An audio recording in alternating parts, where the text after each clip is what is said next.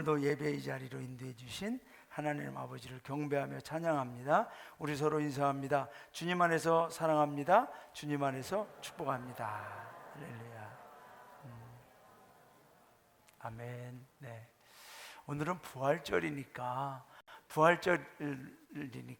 우리 한 번 더 인사해 볼까요? 지난번 제가 추수감사절날 영어로 해피 땡스기빙 해야 되는데 해피 이스터 해가지고 엄청 망신을 당했는데, 오늘은 정확하게 해피 이스터, 부활을, 행복한 부활을 축하합시다. 서로 인사해 볼까요? 해피 이스터. 네, 고맙습니다. 우리 다 함께 외칩시다. 다 함께 시작. 부활하신 우리 주 예수 그리스도를 찬양하며 경배합니다. 할렐루야. 오늘은 부활의 주님이라는 제목으로 하나님의 말씀을 증거합니다.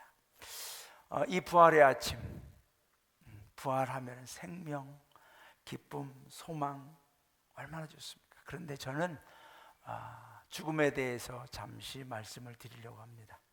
부활의 아침에 죽음에 대해서 말씀을 드립니다. 왜냐하면 죽음은 우리 삶에 매우 중요한 주제이기 때문에 그렇습니다. 생각해보면 가장 중요한 주제입니다. 또 생각해보면 이 주제에서 이 세상에 그 누구도 해당되지 않는 분이 없습니다.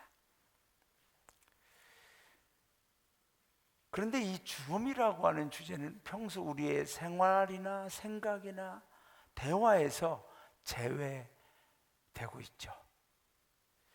우리의 대화의 많은 대부분의 주제는 지금 여기 당장 우리에게 필요한 것. 우리는 유행에 대해서, 정치에 대해서, 사회의 환경이나 문화나 또 내가 좋아하는 취미들에 대해서 대화를 합니다만 죽음에 대해서는 거의 대화를 하지 않습니다. 지금 대한민국의 사회는 우리가 초고령 사회다 이렇게 이제 말을 합니다. 그래서 노후 준비가 중요한 주제가 되고 있습니다. 하지만 아무리 노후 준비를 잘해도 죽음의 순간은 오게 되어 있습니다. 노후 준비를 너무나 완벽하게 한다고 해서 죽음의 순간이 오지 않는 건 아니죠. 그래서 우리가 조금 더 정말로 고민해보고 생각해보면 노후 준비를 준비하는 것보다 더 중요한 건 영혼을 준비하는 거죠. 영혼을 준비하는 거죠. 제가 지금 이제 5년 후면 은퇴를 합니다. 여러분 놀라셨죠? 한 15년 남은 줄 알았죠, 다. 근데 정말 여러분 감사합니다. 같이 동의해 주셔서 감사하고. 근데 5년밖에 안 남았어요. 그래서 저하고 남기숙사관도 여보 우리 은퇴하면 어디서 살까를 대화합니다. 은퇴 이후를 준비하는 거죠. 그런데 정말 더 중요한 것은 은퇴 이후의 준비보다 은퇴 이후의 그 이후를 준비하는 것이 더 중요하죠. 육체적 준비보다 영혼을 위한 준비가 가장 중요하다는 것입니다. 흔히 우리들은 이런 말을 해요. 지금 당장 살아가기도 바쁜데, 눈앞에 보이는 하루하루 살기도 바쁩니다. 그런데 어떻게 영원까지 생각할 수가 있겠습니까? 그러나 여러분, 영혼을 준비한다는 것은 우리 현실의 삶과 직결되어 있습니다. 영혼과 우리 현실은 별개의 것이 아닙니다. 지금 내가 여기서 어떻게 살고 무엇을 하느냐에 따라 우리의 영혼이 준비되는 거죠. 영혼은 죽은 다음에 그때 가서 준비하는 게 아니란 얘기죠. 그래서 영국의 기독교학자 C.S. 루이스는 이런 말을 했죠. 역사를 통해서 배우는 것은 현 세상을 위해 최선을 다했던 그리스도인들의 특징이었다. 그리스도인들은 현 세상을 위해 현실의 삶을 최선을 다해 살았다. 무슨 말이에요? 그리스도인들은 영원을 믿었고 기대하고 소망하고 있었기 때문에 현실의 삶에서도 매일매일 최선을 다해서 살았다는 거죠. 준비했다는 거죠. 여러분, 사람이 무가치하고 무의미하고 무기력해지는 것은 영혼에 대해서 충분하게 고민하지 않고 생각하지 않았기 때문에 그렇습니다. 지금 여기서 나에게 허락된 하루하루를 최선을 다하지 않는 이유는 영혼에 대해서 생각하고 있지 않기 때문에 그렇습니다.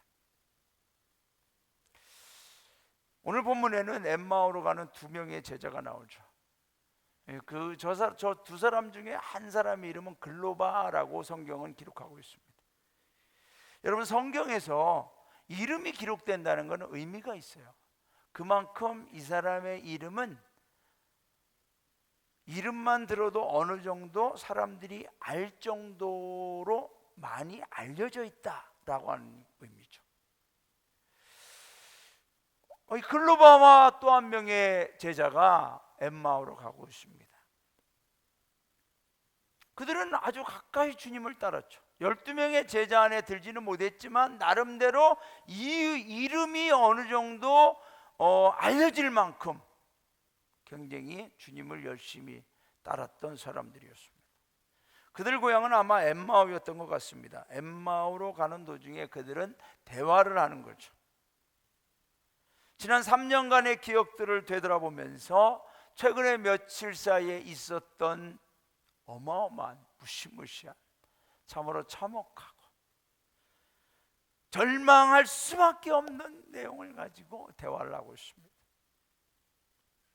그들은 젊은 랍비가 나타났고 메시아라고도 하는 분, 기적을 일으키고 또 선지자라고 하는 분이 나타났다는 소식을 듣고 희망을 품은 채 고향을 떠나 예루살렘에 와서 주님을 따랐던 사람. 그들은 미래에 놀라운 일들이 펼쳐질 것이고 어마어마한 기적들이 일어날 것이고 로마에서 곧 이 나라가 해방될 것이라 믿고 그분을 추종했지만 참으로 허무하게 힘 한 번 쓰지 못하고 십자가에 매달려 죽는 것을 보면서 그들은 실망했습니다. 아니, 실망을 넘어 절망에 이르렀죠. 그리고 그들은 근심합니다. 야, 우리가 3년 동안 그래도 뭔가 해보겠다고 고향을 떠났는데 고향에 무슨 면목으로 갈까? 여러분, 글로바라고 하는 사람, 이름이 제법 알려진 사람이라고 그랬죠. 나름대로 굉장히 인정받았고 가까이 주님을 따랐던 사람이죠. 근데 그들이 주님의 오병이어의 기적의 현장에 있었지 않았을까요? 직접 참여했을 거란 말이죠. 많은 병자를 고치고 기적을 일으키는 현장에 있었어요, 이 사람. 그렇지만 주님이 죽었다고 엄청난 실망과 좌절을 안고 어두운 표정을 하며 가고 있어요. 왜 그렇습니까? 저와 여러분도 주님을 따르고 있지만 우리도 이런 모습들이 있지 않습니까? 실망과 좌절. 그것은 그들은 예수님에 대한 반쪽 지식만을 가지고 있었기 때문입니다. 어떤 반쪽입니까? 죽은 예수만 알고 있었기 때문입니다. 무덤으로 찾아갔던 여인들도 죽은 예수를 찾았죠. 그래서 그분의 시신에 자신들이 준비한 유향과 몰약을 팔고 싶어서, 그래도 그렇게라도 예수님께 대한 이 슬픔과 애도를 표하고 싶어서 무덤을 찾아간 거죠. 죽은 예수만 알고 있고 보고 있는 것은 지극히 인간적인 관점, 종교적인 관점에서 바라보고 있는 거죠. 여러분, 이 세상의 종교는 죽은 자들을 기념하는 거죠. 죽은 자들의 교훈, 죽은 자들의 말씀, 이런 것들을 기념하며 그들을 추종하는 것이죠. 그래서 그 죽은 자들을 위해 모여서 어떤 예식을 치르는 것을 제사라고 할 수가 있죠. 여러분, 우리가 죽은 예수만 기억한다면, 죽은 예수님이 남긴 말씀만 생각한다면 우리가 드리는 예배도 제사와 다를 게 없어요. 형식과 스타일, 방법만 다를 뿐이지 우리도 역시 제사하는 거죠. 여러분, 제사라는 것은 뭐죠? 우리가 1년에 한 번이나 두 번 정도 모여서 하지 않습니까? 그런데 우리는 매 주일마다 모여요. 매 주일도 부족해. 주중에 한 번 더 모여야 돼. 수요일도 모여요. 아니야, 그것도 부족해. 금요일도 모여요. 그것도 부족해. 매일 새벽에도 모여요. 왜 그럴까요, 여러분?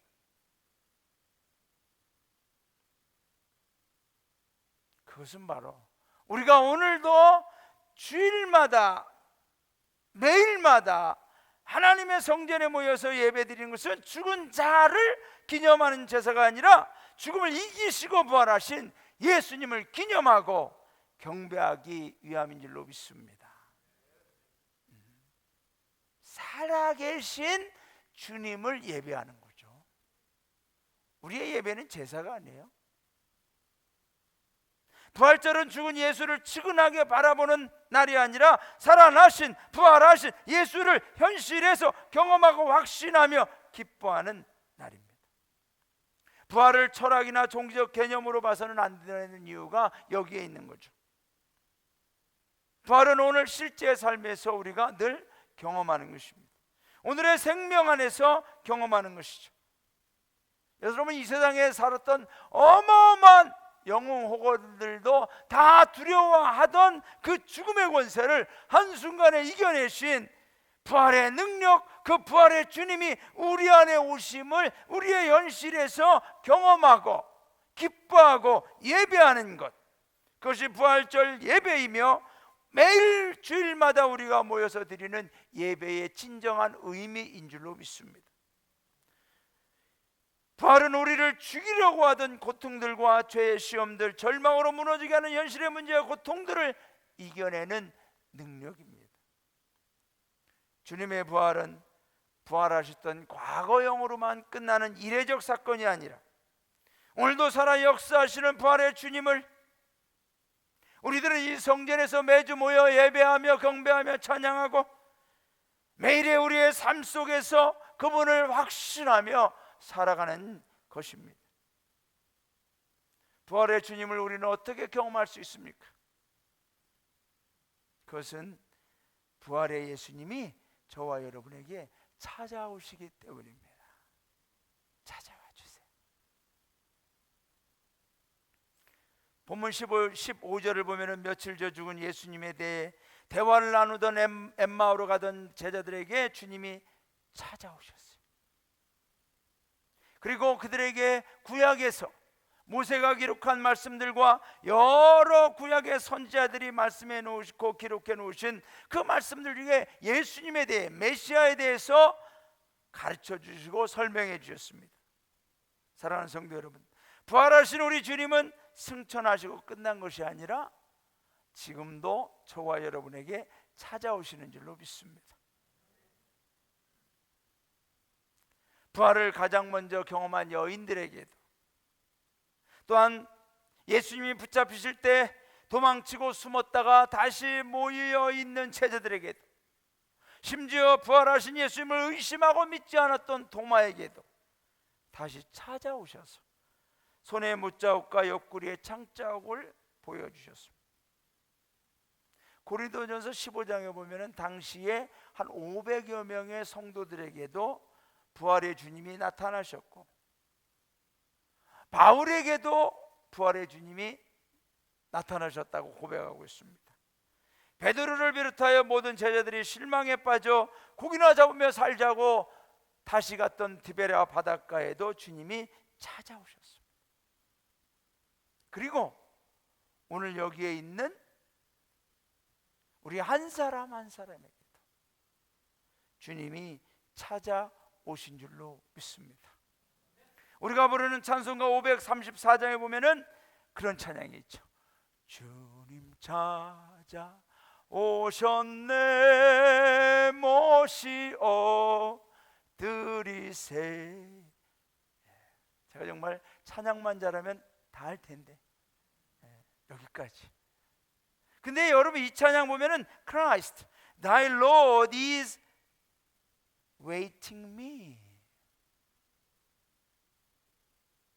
그리스도 주님은 지금도 기다리고 있습니다. Waiting now. 지금도 기다리고 있습니다. 그리고 그 다음에 나오는 가사가 뭐예요? Let him in.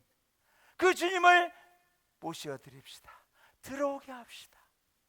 사랑하는 성도 여러분, 우리 성도님들은 찾아오신 주님을 여러분의 심령에, 여러분의 마음에 모셔 드리고 주님의 제자, 주님의 자녀가 된 줄로 믿습니다. 정말 제가 신기한 건 뭔지 아세요, 여러분? 정말 고집이 있으시고 자기 주관이 그렇게 강하신, 우리 성도님들이 어떻게 예수님을 영접해 드렸을까? 정말 신기해요. 그런데 그게 은혜인 줄로 믿습니다. 여러분의 인생 가운데 우리 모든 성도님들이 하신 일 중에 가장 잘하셨고, 그래서 우리 성도님들 한 분 한 분은 참으로 귀한 분들인 줄로 믿습니다. 주님은 우리 현실의 다양한 자리에 찾아오십니다. 인간이 겪을 수 있는 모든 고통과 아픔과 불행의 자리에 찾아오십니다. 심지어 배반을 당했던 자리에도 찾아오십니다. 부활의 주님은 망가진 인생, 회생불능인 나에게도 찾아오셨습니다. 그리고 사랑해 주셨고 구원해 주셨고 회복시켜 주셨습니다. 부활은 미래적 사건이 아니라 현재적 사건이며 현재 진행적 사건인 줄로 믿습니다. 오늘 엠마오로 내려가는 그들에게 찾아오셨던 주님이 오늘도 우리 성도님들 한 분 한 분에게 찾아오시고 만나주시고 격려와 소망으로 새 힘을 주시는 줄로 믿습니다. 그러므로 오늘 부활절 예배는 죽은 예수를 기억하고 슬퍼하는 것이 아니라 부활하신 예수를 기념하며 또 찾아오신 예수를 영접하며 그분을 기뻐하며 찬양하고 경배하는 것이 오늘 부활절 예배인 줄로 믿습니다. 그래서 여러분, 우리가 평소에 십자가 찬양은 많이 해요. 회개 찬양도 많이 해요. 그런데 부활 찬양은 1년에 한 번 내서 두 번, 부활절만 부르는 것 같아요. 더 많이 부를 수 있기를 바랍니다. 왜냐하면 부활절 찬양은 우리에게 힘을 주거든요. 소망을 주는 줄로 믿습니다. 사망 권세를 깨뜨리신 부활의 찬양을 부를 때 저와 여러분에게 부활 신앙을 허락해 주시고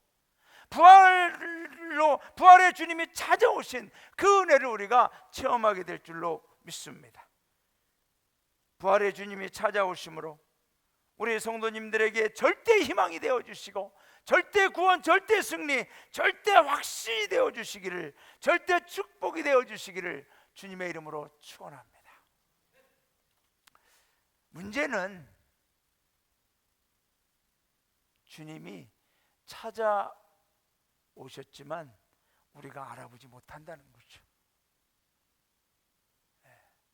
주님이 찾아오셨지만 우리가 알아보지 못해. 이게 문제예요. 오늘 본문에 나오는 엠마오 제자들을 보세요, 여러분. 주님이 찾아오셨잖아요. 그런데 그들이 알아보지 못해. 장장 7마일을 걸어가셨다면, 이걸 킬로미터로 환산하니까 11km. 먼 거리죠. 함께 걸으며 대화하며, 그런데 그 사람들이 알아보지 못해. 무덤가에서 부활하신 주님을 만났던 막달라 마리아도 주님을 알아보지 못해. 그냥 동산을 돌보는 사람인 줄만 알아요. 디베라 바닷가에 주님이 찾아간 제자들도 처음엔 주님을 알아보지 못해. 이 두 명의 제자들 예수님을 알아보지 못해. 신기하지 않아요? 왜 알아보지 못했을까요, 여러분? 여러분, 이들은 지금 절망의 어둠으로 눈이 가려져 있습니다. 사람이 절망이 너무 깊으면 눈이 어두워져요. 아무것도 안 보여. 우리가 흔히 뭐라 그래요? 갑자기 큰일 당하면 어떻게 해요? 앞이 캄캄하다. 아무것도 보이지 않는다. 머리가 하얘진다. 몰라요. 고통의 흑암이 너무 진하면 분별력이 약해지죠.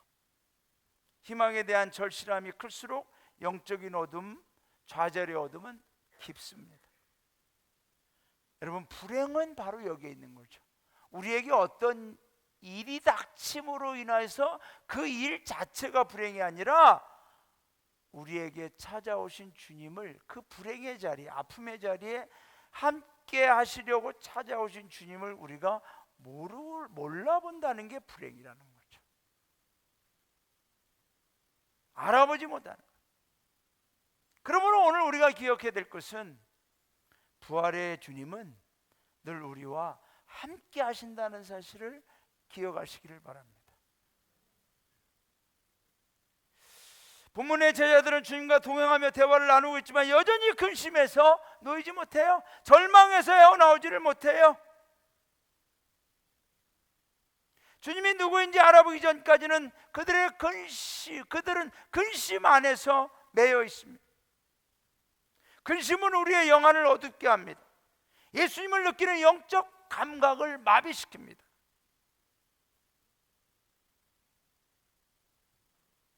우리가요,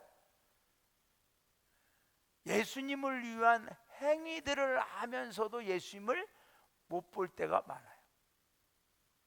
교회에서 많은 행사나 여러 가지 일들을 하지만은, 내가 어떤 활동을 하지만은 정작 그 안에서 주님을 의식하지 못할 때가 많아요. 그러니까 우리가 어떤 일을 해놓고도 허무한 거예요. 힘들어. 괜히 했어.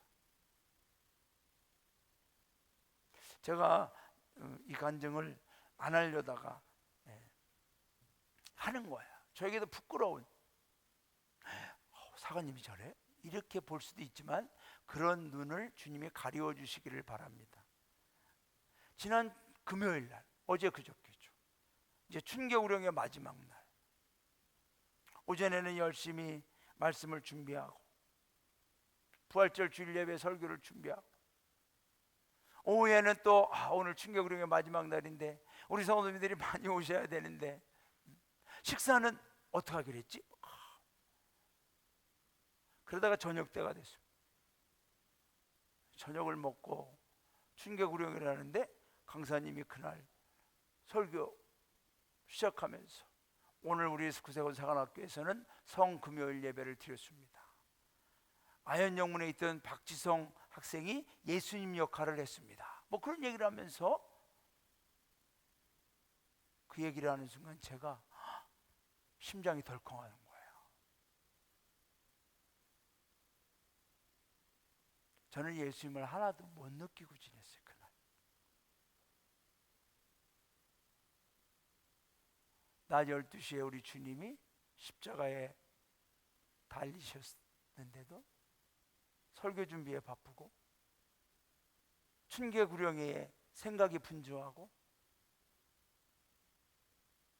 이런저런 잡다한 일들을 막 하다 보니까 예수님은 하나도 생각 못하고, 나에게 찾아오신 예수님은 하나도 느끼지 못하고 알아보지도 못하고 눈앞에 보이는 일들만 바빠가지고 너무 내가 원망스럽고 후회스럽고, 내가 이랬구나.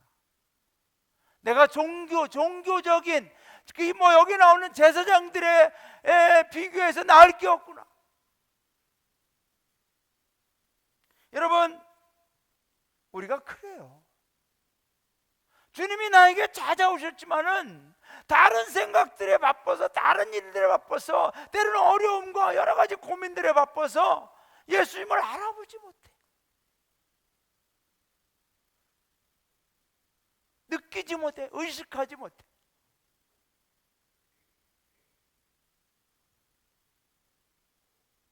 오늘 부활절 예배 사랑하는 우리 모든 성도님들, 주님을 예배하면서 우리의 삶에서 주님을 날마다 만나고 발견하고 의식하고 깨닫고 주님과 함께하는 은혜가 있기를 주님의 이름으로 축원합니다.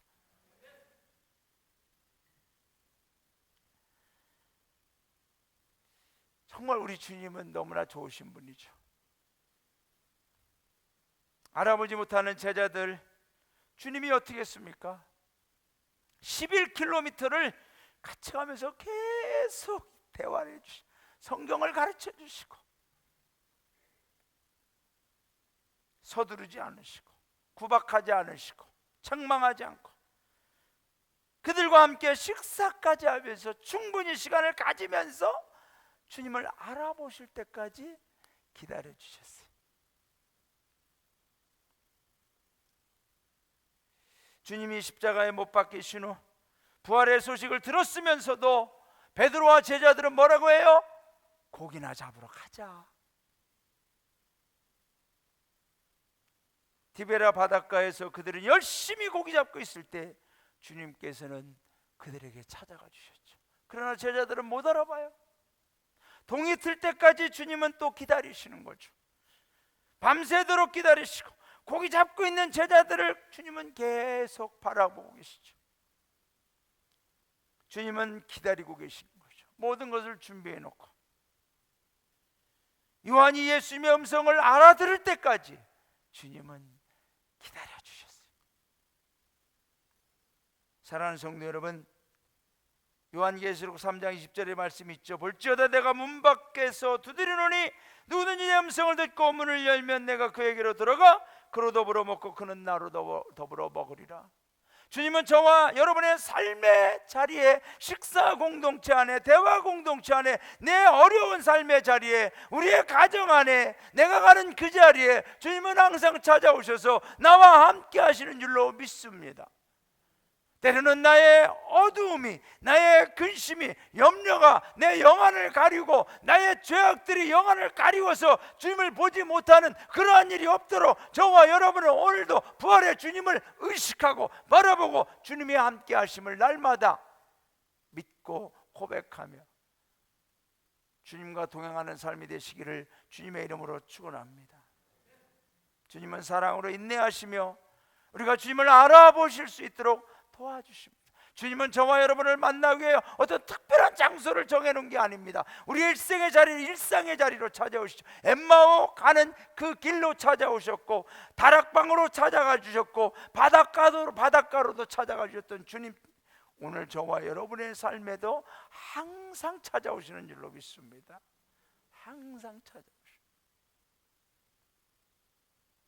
그리고 우리가 주님을 볼 수 있도록 도와주시는 줄로 믿습니다. 우리 예수님은 멀리 계신 분이 아닙니다, 여러분. 일주일에 한 번, 1년에 한 번만 보도록 정해진 분이 아닙니다. 여러분, 우리가 신앙생활하면서 아주 위험한 게 있어요. 오늘 이걸 잘 들으시기 바랍니다. 자, 고개 들으시고 이것만은 꼭 아셔야 돼요. 저를 보시기 바랍니다. 저를 보시고 이제 묵상 그만하시고 저를 보시기 바랍니다. 저를 보시고 저를 보시고 저를 손에서 다 놓으시고 플리즈, 예, 플리즈. 정말 중요한 순간입니다. 이 자리에 와서도 우리가 주님을 바라보지 못한다면 우리는 어디 가서 주님을 바라볼까요? 다른 걸 볼 게 아니에요 지금. 여러분 진짜 조심하세요. 주의 중에 이 말은 권위가 있습니다. 여러분. 제가 어느 순간 주님 예배 시간에 다른 거를 보는 눈이 확 멀어버리게 하여 주옵소서. 그럴 수도 있어요. 그런데 아직 그렇게는 안 하니까. 네. 진짜 조심하세요. 자, 굉장히 중요해요. 자, 신앙생활 하면서 제일 위험한 게 뭔지 아세요, 여러분? 하나님을 정형화시키는 거예요. 정형화. 정형화라는 것은 사전에 보면 뭐예요? 일정한 형식이나 틀로 고정시켜버리는 거예요. 하나님을 그냥 일정한 틀, 일정한 형식으로 고정시켜버려요. 하나님은 여기만 있을 거야. 하나님은 이런 분일 거야. 하나님은 여기는 안 오실 거야. 하나님 내가 이렇게 하는 거 모르실 거야. 하나님은 1년에 한 번만 가서 예배 드리면 돼. 주일날 한 번만 가서 설교 들으면 돼. 그냥 하나님을 고정화시켜버려요. 여러분, 이스라엘 백성들이 광야에서 금송아지를 만든 게 바로 하나님을 정형화시킨 거죠. 그들이 금송아지를 만든 다음에 뭐라고 해요? 이분이 애굽에서 우리를 인도해 내신 하나님이야.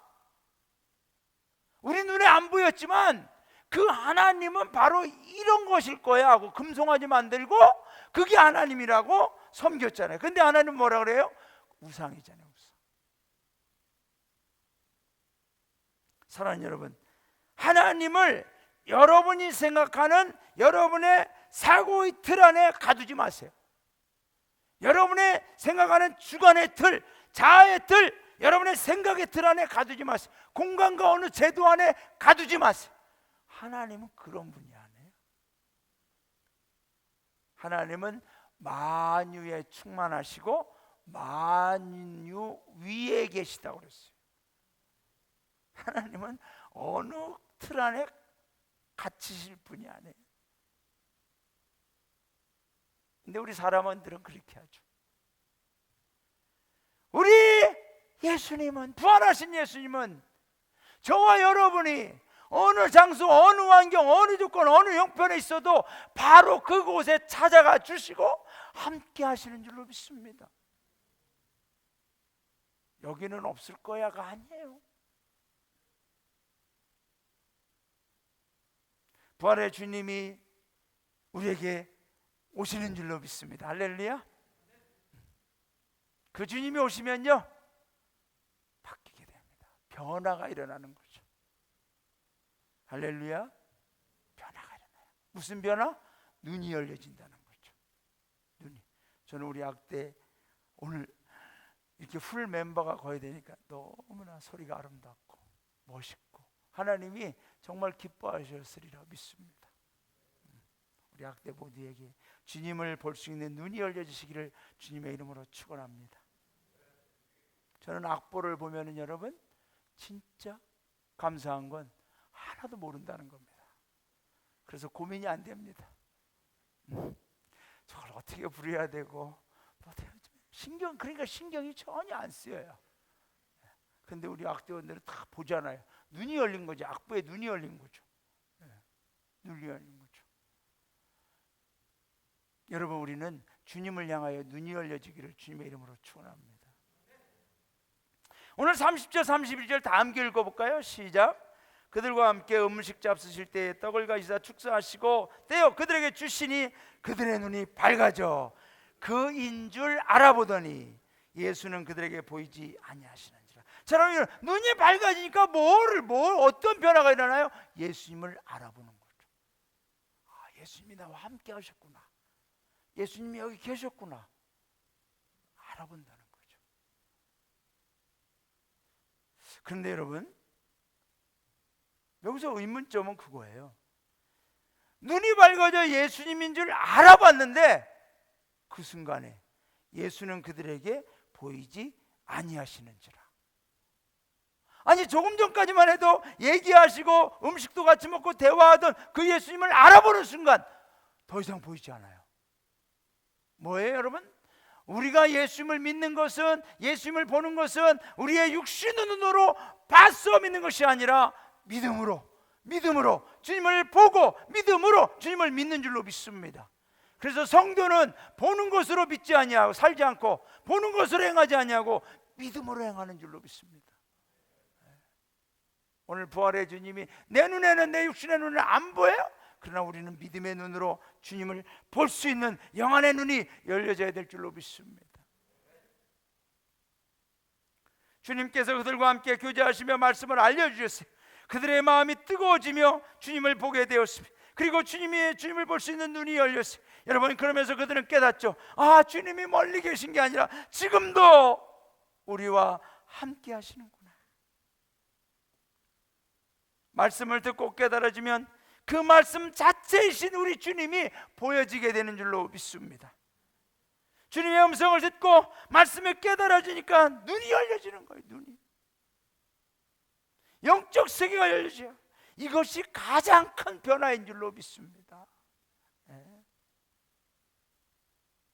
우리가 신앙생활 하면서 예수님을 볼 수 있는, 내 삶의 자리에서 볼 수 있는 그 은혜가 가장 큰 축복인 줄로 믿습니다. 그러므로 여러분, 우리 부활 예배를 드리면서 부활의 주님이 나와 함께 하시고 나를 찾아오시고 내 삶의 자리에서 그 주님이 늘 나를 인도하시고 도우시고 축복하시며 힘주시고 승리케 하시는 그 주님이 늘 보여지고 볼 수 있는 은혜가 있기를 주님의 이름으로 축원합니다. 여러분, 주님을 보게 되면 마지막으로 말이죠, 부활의 예수님께서 하신 말씀이 믿어지게 될 줄로 믿습니다. 하나님의 말씀이 믿어지는 복이 가장 큰 축복이에요, 여러분.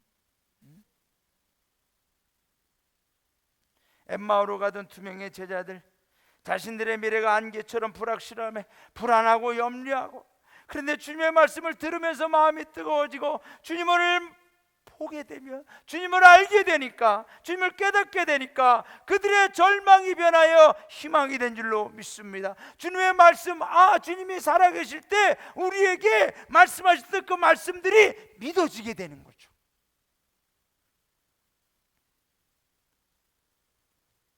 사랑하는 성도 여러분, 저와 여러분은요, 부활의 주님을 만나기 전에 우리는 모든 것이 불확실해요. 그 주님을 만나면 확실해집니다. 주님이 계시는구나. 언제 무슨 일이 일어날까? 어떻게 미래를 대비해야 되나? 죽음 이후에는 어떻게 해야 될 건가? 불확실하죠. 그러니까 염려하는 거죠. 하나님, 이걸 모른 채 미래를 설계하고 미래를 준비한다는 건 무의미한 겁니다, 여러분. 인간의 이 존재론적 불안은 어디서부터 오느냐? 죽음을 어떻게 준비할지를 모르는 데서 오는 거죠. 아니, 죽음 이후에 대해서 무엇을 어떻게 해야 될지를 모르는 데서 오는 거죠. 그런데 부활신앙은 우리는 답을 알아요. 죽음은 끝이 아니라 죽음 이후에 더 중요한 영혼이 있다는 것을 우리는 아는 줄로 믿습니다. 죽음 이후는 오직 부활하신 예수님만이 우리에게 정답을 보여주고 있습니다. 오늘 부활주일 예배를 드리는 우리 모든 성도님들의 눈이 열려지고 부활의 주님을 만나시고 그 부활의 주님의 하신 이 하나님의 말씀이 믿어지는 축복이 있기를 주님의 이름으로 축원합니다. 본문 33절 우리 다 함께 읽어볼까요? 시작. 곧 그때로 일어나 예루살렘에 돌아가니 11제자 및 그들과 함께한 자들이 모여 있어. 여러분, 지금 제자들이 함께 모여 있어요. 절망 속에 예루살렘을 떠났던 이 사람들도 가서 보니까 모여 있어요. 때로는 절망해요. 두려움에 있어요, 아직도. 그런데 부활한 예수님, 그 예수님을 만나니까 희망이 되고 그 부활한 예수님을 전하게 되는 줄로 믿습니다. 이 두 명의 제자가 부활하신 예수님을 만나지 못했으면 그들은 엠마오로 가서 그대로 끝난 거죠. 그들은 아마 성경에 기록되지도 않았을 겁니다. 그러나 예수님을 만남으로 떠날 때는 절망이었지만 예루살렘으로 돌아갈 때는 희망으로 가서 아마 그들은 그 이후에 예루살렘에서 부활의 예수님을 전하는 주님의 종들이 됐을 줄로 믿습니다. 부활하신 예수님을 만나면 우리가 회복되는 거죠. 그리고 정상적으로 회복돼. 정상적으로. 자, 여러분, 저는 여러분에게 질문 드리고 싶어요. 여러분에는 정상적으로 회복된다는 건 어떤 의미입니까? 여러분에게 있어서 정상적인 것은 뭐죠? 뭐가 정상적으로 회복되죠? 내가 정상적으로 회복된다는 건 뭘까? 그것은 바로 하나님의 형상을 회복하고 하나님의 자녀가 되는 영광과 특권을 가지고 복음에 합당하게 생활하는 것. 할렐루야. 이 땅에서의 삶을 넘어 저 영원한 천국 소망까지 품고 날마다 찬양과 예배로 하나님께 영광 돌리는 것. 죄의 사슬을 끊고 마귀의 노예에서 해방되어 예수님의 이름을 전하고 높이며 내 인생의 모든 목적과 보람과 가치와 행복을 오직 예수님께 두는 것. 이것이 정상적으로 회복되는 것입니다. 자, 이제 코로나가 거의 끝납니다. 내일부터 영업 제한 없어집니다. 모임 제한 없어집니다. 할렐루야. 그리고 다음 월요일 25일부터는 교회에서 밥을 먹어도 된대요. 정상적으로 돌아온대요. 팬데믹에서 엔데믹으로 간대요. 엔데믹. 그래서 저는 엔데믹이 뭐지? 자료를 찾아봤어요, 여러분. 엔데믹이라는 것은 이렇게 풀이되더군요. 풍토병으로 굳어지는 감염병. 그러니까 코로나19는 없어지는 건 아니에요. 이제 코로나19는 풍토병으로 때가 되면 감염될 수 있다. 독감처럼 늘 우리 곁에 있을 거다. 그래서 한쪽은 예수님, 한쪽은 코로나. 코로나의 임마누엘의 삶을 우리가 살아야 되는 거예요. 엔데믹. 어떻게 하면 좋아? 근데 제가 엔데믹이라는 뜻을 보면서 깜짝 놀랐어요. 풍토병으로 굳어지는 감염병? 이것이 영적인 신앙생활에서 이게 우리 영적인 엔데믹이 되면 안 되겠다가. 여러분, 우리가 신앙생활하면서 영적인 풍토병에 걸려 있다는 거예요. 때가 되면, 조금만 어려우면, 조금만 힘들면 고질적인 감염병에 우리가 휘청거리고 넘어지고 약해지고 두려워하고. 여러분, 저와 여러분은 코로나 엔데믹이 아니라 코로나 팬데믹은 더더욱 아니지만 코로나에서 완전히 해방되고 완전히 이겨내고 완전히 승리하는 영적인 승리자, 부활의 승리자가 되시기를 주님의 이름으로 축원합니다. 할렐루야. 네. 코로나는 엔데믹일지 몰라도 영적인 엔데믹은 우리에게 없다. 우리는 코로나 없다. 믿음으로 부활하신 예수님을 이긴다. 할렐루야. 말씀을 맺습니다. 오늘 이렇게 예배 시간에 이 전도 대상자 카드 받으셨나요? 이거 받아서 이거 다 여기서 기입해 가지고 내라고 남기숙사님 저한테 당신 설교 오늘 짧게 빨리. 그리고 이거 쓰게 돼. 성도님들이 이거 집에 가져가서 써오라 그러면 안 가져와. 여기서 쓰게 돼. 그랬는데 1부 예배 때도 설교가 길어지고 2부 예배 때도 지금 설교가 길어져서 이걸 또 여기서 쓰고 해라면 우리 성도님들이 짜증나가지고 안 쓸 것 같아요. 그래서 집에 가서 꼭 써갖고 오시고, 안 써갖고 오면 전 죽어요. 사랑하는 여러분, 저 좀 살려주시기 바랍니다. 다음 주에 꼭 써가지고 내주셔야 제가 우리 남사관님 그렇게 해도 돼요? 네, 감사합니다. 꼭 써갖고 오시기 바랍니다. 그래서 내주셔야 돼요. 안 내시면 제가 다 알아요. 지금 어느 분이 계신가. 그래서 그분은 나를 죽이기로 작정한 분이다 생각할 테니까 꼭 써갖고 오셔서. 그리고 이 뒤에는 이제 집에 두시고 매일매일 기도하며 체크하시기 바랍니다. 오늘 한 번씩 기도할 때마다 하나님, 이 영혼도 내가 만난 부활의 예수님 만나게 하옵소서. 찾아가 주옵소서. 그 부활의 주님과 함께하게 하옵소서. 그 부활의 주님이 말씀하신 것을 믿음으로 구원받게 하여 주옵소서. 기도하는 거죠. 여러분, 이제 우리가 찬양하고 기도할 텐데요. 주 하나님, 독생자 예수 날 위하여 오셨네. 내 모든 죄 다 사시고 죽음에서 부활하셨습니다. 할렐루야. 우리 찬양 부르고 기도할 때 부활의 예수님이 나에게 찾아오심을 감사하면서 매 순간, 아니 항상 24시간 찾아오시는데 그 주님을 우리가 못 알아보면 안 돼요. 알아볼 수 있도록 영적으로 깨어있고 그 부활의 예수님이 나와 함께 하심을 믿고 부활의 예수님의 말씀을 믿고 부활의 예수님과 날마다 승리하며 나갈 수 있도록 기도하는 시간 가집시다. 우리 찬양하겠습니다.